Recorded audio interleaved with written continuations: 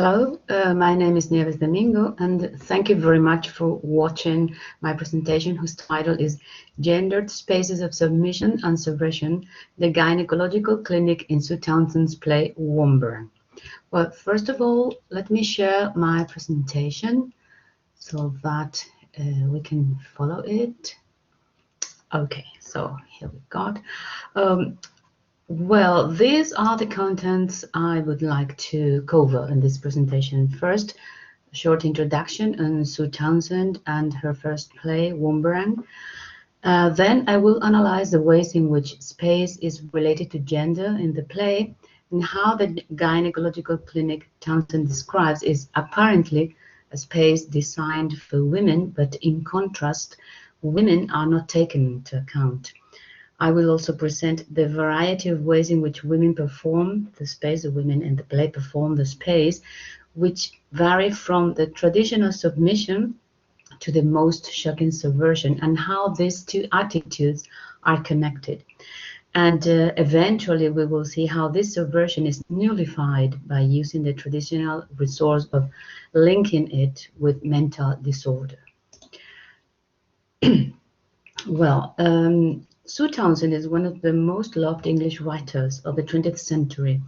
She's widely known because of her comic creation, the character of Adrian Mole, and the series of fictive diaries that apparently he wrote. But her production includes other highly successful volumes, such as The Queen and I, Number 10, and also plays, theatrical adaptations, periodical columns in national newspapers, etc. Well, Womburn was her first play. She had been writing in secret for years, but her second husband encouraged her to join a writers' group at Leicester's Venice Arts Centre. Well, at first, her participation in the group meetings was not very successful. She did not show, she did not anything, she did not say anything. But finally, the group asked her to share some of her works with them, and she presented Womburn. In 1979, the play won a Thames Television Playwright Award, which included a bursary as writer-in-residence for Thames Television. Well, and this is the beginning of her great success as a writer. What is Womburn? Well, Womburn is the story of a group of women who gather in the waiting room of a gynecological clinic in a national health service hospital. They suffer from different conditions, but are forced to abide by the strict regulations the place imposes. However, the presence of Rita, a woman who is there with a friend for a checkup, is going to alter the peaceful and boring waiting time, because she transforms the whole situation by exposing the ways in which women are treated in these clinics, and how men, either present or not, control these women by different means. Also the ways in which women can escape from this control. And eventually leaves the reader, or the audience in the case of being watching the play, with a final question on to what extent this escape is actually possible. Well, Womburn is a comedy, but there are traits of tragedy, well, just as it happens in real life. Okay. Well, we see that space is basic in this play. So it's not just the setting for the plot, as it could be a street or a building, a shop or whatever. It's a special place which is strongly connected to gender. And when we consider the idea of linking concepts such as space and gender, particularly when applied to the space we're dealing with today, the gynecological clinic, so it's really interesting to turn to the concept of heterotopia, presented by Foucault as early as in 1960. So first, he introduced this idea on a radio program about utopia, later in a lecture given to the Circle of Architectural Studies, and finally he formulated it in 1986 in an article entitled Of Other Spaces in the journal Diacritics. Well, it is this idea of heterotopia is conceived as a notion which is very useful to examine these connections between space and, for example, power, or space and identity.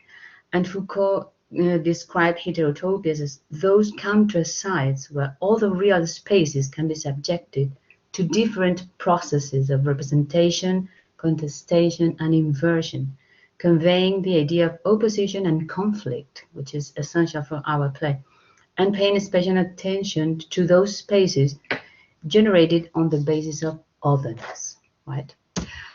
Well, an essential quality of heterotopias is the way in which they can be at the same time opened and closed, that is, fluidity, the fluidity of their boundaries. In this way, the women in Womberan come and go, but the clinic is set apart from the rest of the hospital, which belongs to the National Health Service. It's just the clinic is just for outpatients. And we know it belongs to the National Health Service because there is a moment in which the administrator of the hospital tells Rita, "You think you own the hospital?" And she answers back, "I do, me and 60 million others," right? And being part of the National Health Service implies associated notions of class, meaning working class in this case, and environment, right? As one of the women waiting refers to be living in a council estate area. So these constraints help us define the inhabitants of the space we are considering here and how it's constructed. It's constructed in the play. In addition, this clinic is also cultural specifics as heterotopias are, for it responds to the Western idea of female healthcare, right? But the waiting room of the gynecological clinic is defined in the opening stage direction by Sue Townsend. And she writes, "A hospital outpatient's waiting room. The afternoon gynecological clinic is in progress. A clerk at a desk faces padded benches, one of which has a pile of dirty magazines stocked on it. On the wall is a large ticking clock surrounded by the usual notices. Blood donor and anti-smoking posters predominate. A large sign simply says, 'No smoking.' A row of curtained cubicles stands next to the doctor's door. 2 large freestanding ashtrays complete the furnishing of this room. Room is in quotation marks. A hospital smell would help the atmosphere." Well, this stage direction exposes clearly the contradictions of a health system which is culturally specific and considers women's health important, but at the same time finds itself already in a state of decomposition, which is visible in the contradiction of imposing a non-smoke policy and the presence of the standing ashtrays, which are there since past times when smoking was allowed, even in hospitals, right? So therefore, this space is designed probably by men, but for women. But it's not nice for the majority of these women. It's a cold place with no trace of sympathy, a space that prevents interaction among the patients, a space which is imposed upon women. And how do they react to this? Which is their degree of agency in such an unfriendly environment? Well, to start, the presence of Rita is going to change everything. She arrives at the clinic with a close friend to check some problems with her womb and revolutionizes everything. To start, she confronts the clerk, who is also a woman, but fixed on regulations and the way women should behave. And Rita speaks out her thoughts about the place and addresses other women, helping them to speak out and tell the others about their problems and their personal lives. Well, so to start, she rearranges the benches. So she alters the space in a way. She says, "Let's talk, all of us. Let's change the benches round so we can see each other properly. Light your fags up if you want to." So therefore, this waiting room is turned into a group therapy room. Women can talk and express themselves freely, proving in this way the fluidity of heterotopia as well. And even Rita says to one of the patients, "Come on, show us your dance, do it now." Dolly, her friend, answers, "No, Reed, no here, not in a hospital." And other patient says, "Why not?" and the older woman waiting there turns back and takes out her teeth. Right, give me some room. And the stage direction says, she sings Viva España, dances around the room, climbs with help to a bench, dances and clacks her false teeth. Come on, join in. The women join in, dancing flamenco style. Well, we have characterized the gynecological clinic as an heterotopian meeting point of different women. The presence of those women there represent this continuity in their lives because of health problems, or because they are being pregnant, or apparently because they cannot get pregnant. But there is always an overwhelming presence of men, either in the design of the space, as we have seen, or in the attitudes of the clerk or the administrator of the clinic, who are also women. And finally, in the actual presence of one of the women's husband in the clinic. But how do women react to this presence and to what it represents? Well, they do react in two different ways, which are both at the same time interconnected and contradictory, right? I'm referring to submission and subversion, as we say, at the same time. Well, in the introduction to the compilation of her plays, Sue Townsend herself says, I wrote Warmburn because I spent a great deal of time hanging about in gynecological waiting rooms. I have 4 children. I was a meek creature then, and I did as I was told. But I used to fantasize about changing the furniture around, complaining, and generally carrying on as my heroine Rita does. Well, this quote summarizes the different positions of the women in the play. On the one hand, the meek women, the submissive ones, who, when given the opportunity, are also able to subvert the rules.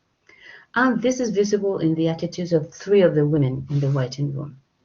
So, for instance, we've got Lovett, who has paid little attention to her health, as she was only focused on taking care of her family.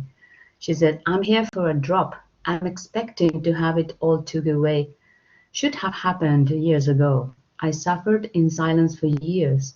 Didn't think the family could spare me for going into hospital. So she represents the sacrifices women do for their families, even at the risk of their own health. But in this case, Lovett has decided to subvert the rules of good mothering and good homemaker, and she's there to finally take care of herself. And she says, now I don't carry the selfish thoughts staff while I'm in. Do them all good to do their own washing as well. And she ends up by saying, if I don't have the operation soon, I'll cut my throat. That's how I feel. Well, we also have the character of Mrs. Connolly, an older woman with a womb carcinoma, who is still wearing a corset at the end of the 70s. So the metaphor of the corset is quite symbolic as a restrictive element, something that must be worn if you are a respectable woman, also represented how the control and the modeling of women's bodies is exerted. But Mrs. Connolly is eventually convinced by Rita to take the corset off and even dance in the room because she's the one dancing to España. But nevertheless, this is just the external layer of her rebellion, as she's there in the clinic to communicate to the doctor that she wants to stop her cancer treatment and see how long she has got to live. So this is her real rebellion, as she wants to decide on her own life's end, as life itself has not been such a nice experience for her. And she says, thank you, everyone. I wish I could say I've had a happy life, but I can't think of anything, really. And finally, we've got the character of Audrey, the submissive wife of James, who is there as well with her, because he wants to have children, and there seems to be a problem with her wife. Well, so he wants to have children, but the problem is she, as usually, right? So this is what he thinks, of course, but the introduction of the character is quite significant because he's reading Watch Over, the magazine printed by the Jehovah's Witnesses, and Rita addresses him bluntly. Who are you? Not waiting to see the gynecologist, are you? don't want a sex change. Well, James's attitude to his wife is openly oppressive, as she even asks for permission to take part in the sort of therapeutical talk the rest of the women are taking. So Audrey says, I can't speak, but if my husband doesn't want me to take part, then I won't. To which Rita replies, do my ears deceive me? You just put women's liberation back 10 years. And James's reaction is of trying to regain control over his wife. I forbid you to speak another word to my wife. She leads a very sheltered life. And he adds, Audrey needs a firm hand. She can be headstrong. His attitude is quite restrictive, but the seed of rebellion has been planted. The other women do not understand why, if he is the one who wants kids and they don't have them, she is the one who must be tested by the doctor. And little by little, Audrey is convinced to speak out, and she replies, James, Mrs. Onions, who is Rita, is quite right. I ought to be allowed to speak if I want to. And indeed, she does speak, so much so that she expresses her disdain for the Jehovah's Witnesses, for their strict rules, and even says a couple of strong words which make her husband leave the room. So her rebellion is total against him, against his faith, and especially when she learns that children do not come because they have been making love in a somehow incorrect way, because he's the one who doesn't know how to do it. So because he's putting his penis into her navel, not into her vagina. So that's why children don't come. But I said we've got on the one hand the meek women, where submission and subversion go hand in hand. It's both sides of the same coin. But we also have the character of Rita, the catalyst of this explosion of feelings and changes. And she is the one who arrives in the clinic and apparently changes everything. Rita is presented from the very first moment as a defiant character from the very beginning. As the stage direction says, Rita and Dolly enter. Everyone sitting looks up, stares. Rita stares back. Sitters drop eyes. So Rita is the presence that is going to alter the atmosphere of the waiting room at all levels. As we have seen, she rearranges the benches and makes the women express themselves freely and even dance. And she also exposes the attitudes of the persons who are alien to the waiting women, the clerk, the administrator, and the men, James and the doctor himself. Her behavior is considered unruly from the moment she enters, as she exposes the bad manners of the clerk. On her way to this woman has to address and deal with the women who are there waiting. Clerk, would you take a seat? Rita, where to? Clerk, will you sit down? Rita, tidier that way, aren't we? So the other women cannot fail but notice the ways in which Rita conducts herself and ask whether she is always the same or it's just a temporary situation. And what Rita's best friend Dolly discloses about her is a story of abuse on the part of both her husband and the official institutions. Dolly says, yes, she's a case, isn't she? You should have known her last year. Her husband walked all over her, got so bad that she wouldn't go out of the house. Kids did all the shopping. She sat by the fire watching telly all day long and then cleaned the house over and over when the kids were in bed. Well, this quote is essential to characterize Rita and includes references to two important topics in Townsend's narrative: the despised woman and female agoraphobia. So both of them are not present in her most comic creations, in Adrian Mole or The Queen and I, but they actually are in others such as Rebuilding Coventry and especially The Woman Who Went to Bed for a Year. And also in another of her plays, Bazaar and Rummage, about a group of women suffering from agoraphobia. Well, she also suffered it temporarily, so she knows perfectly well what she's talking about. These works, so Rebuilding Coventry, The Woman, Bazaar, feature women whose family is not exactly happy, with husbands running with their mistresses, with ungrateful children, and as the way they react are not considered adequate to the circumstances, in the case of Rita, doing nothing by day, cleaning the house from top to bottom by night, they are attached the label of mentally ill. So Rita didn't take care of herself or the children. Dolly says she sat in a chair, filthy, watching the telly, didn't speak a word to nobody. Then one night one of the kids burned themselves on the stove making some toast. Reed never moved, didn't turn her head. So the official reaction is to lock her down and put the children in charge of the social services. And Dolly explains her doctor sent her to the Towers.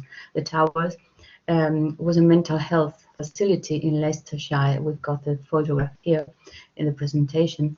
And Dolly continues, got an order from the court. They took the kids away that night. In care, they call it. So Rita had reached a point of no return, and she was considered unable to take care of her own children, considered a failure as a wife and as a mother. And well, when this happens, the traditional resource is to label the woman as mentally ill. So we find the topic of the mad woman again as late as in the 1970s, a topic which was really dear to Victorians, as is described by Elaine Showalter in The Female Malady. And she writes about the domestication of insanity and its assimilation by the Victorian institution and the rising numbers of, so to speak, mad women that coincide in time with the rising numbers of institutions devoted to treat these women. So when Rita enters the Towers, she has been transformed in a docile body, as Dolly explains.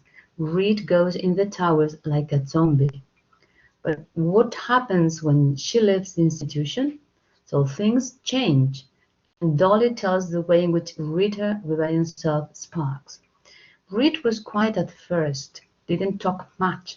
Then somebody said her roots needed doing. Well, Reed went wild, called him everything from a pig to a cow.